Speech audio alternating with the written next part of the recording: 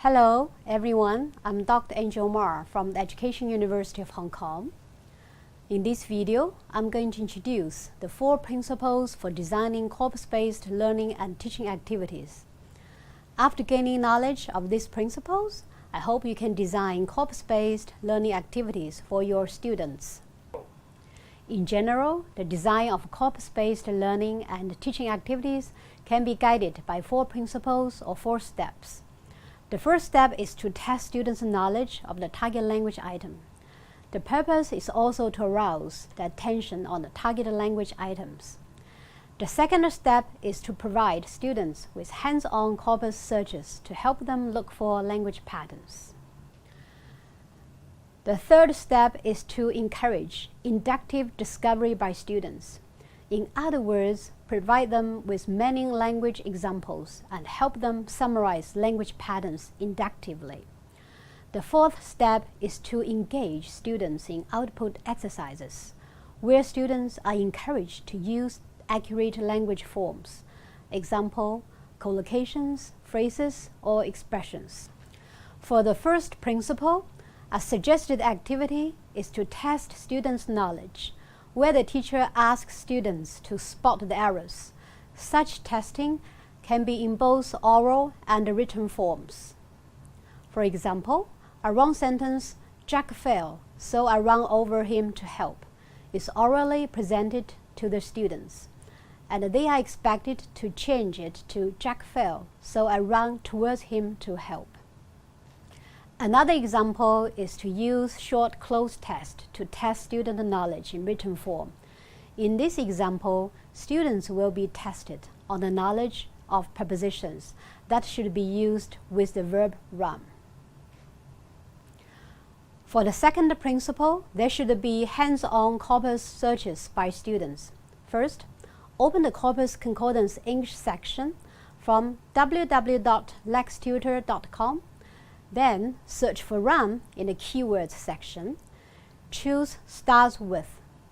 Choose an English corpus suitable for the level of your students. For example, for up primary level or junior secondary level, choose Graded Readers 2K that is suitable for lower intermediate ESL learners. Choose sorted by one word to right of keyword. And here we go. A lot of different phrasal verbs containing run are displayed. For the third principle, inductive discovery by students should be encouraged. This is to encourage students to use the corpus and discover language patterns by themselves.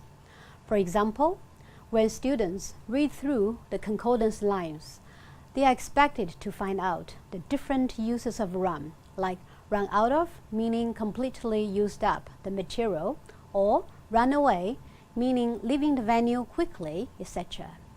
At this stage, they may also need the teacher's help in figuring out the meaning of each use pattern. In addition, pair work and sharing between students should be encouraged, so that students can learn from the observations made by other students. It is impossible for one student to discover all language patterns, so it is always important to learn collaboratively and cooperatively.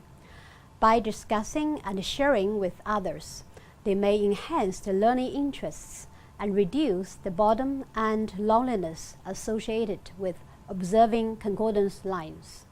Alternatively, if the inductive discovery is too challenging, the teacher can provide some use patterns and ask students to supply language examples or more use patterns. For the fourth principle, after students work out the correct use patterns, it is time to practice the accurate language forms. Output practice is important in helping students reinforce the accurate language forms or use patterns. Students should be encouraged to practice both orally and in written form, like cloze test, oral exercises, and writing exercises, so as to apply what they have learned in the previous steps through output and practice. After learning these 4 principles, it is always the key to apply what we have learned in practicing or using the language.